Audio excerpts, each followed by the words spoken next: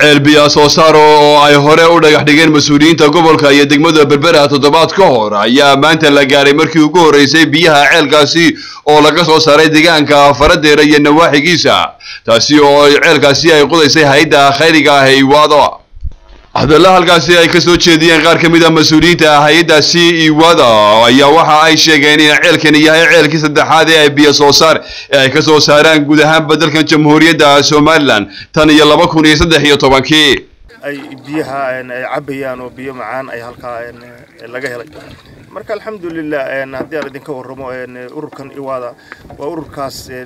u taagan inuu magaranaysaa wax qabadkiisa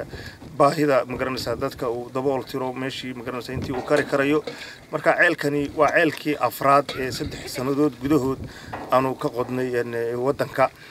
alxamdulillaah ceelasha kulligood waan ku guuleysanay sida u dhan yihiin mid walba meel baahi ay ka taalo ayaan ka qodnay mid walba waxaan ay sheegeen inay sii wadi doonaan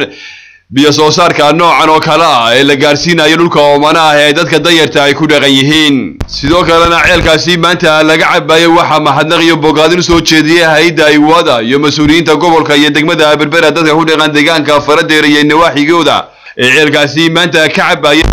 jannada iyo wanaagga iyo macaanka iyo waxa soo dhan Ilaahay bay noogu deeqay subxaanahu wa ta'ala waxaynu haysan oo dhan oo islaamnimadu ugu weynteen Ilaahay bayna siiyay walaalayaal saas darteed Ilaahay baynu ku mahadnaqaynaa dadka kulleen jiray meydka 10 kiiloomitir ama 15 kiiloomitir la qaadi jiray ku dhintaa biyaha ka qodayna waanu mahadnaqaynaa cidii shirkadda u hogaanayd iyo cidii talagelisay marka horeba talada oo tagtayba waa mahadnaq waxa ceelkan biyo soo saarkee laga hirgeliyay deegaanka faradeero ayaa mid baahi weyn loo qabay isla markaasina ay ka cabi doonaan dadka iyo dunyada ku dhaqan deegaankaasi Cabdisalaan Xariir TV-ga qaranka Jamhuuriyadda Somaliland Berber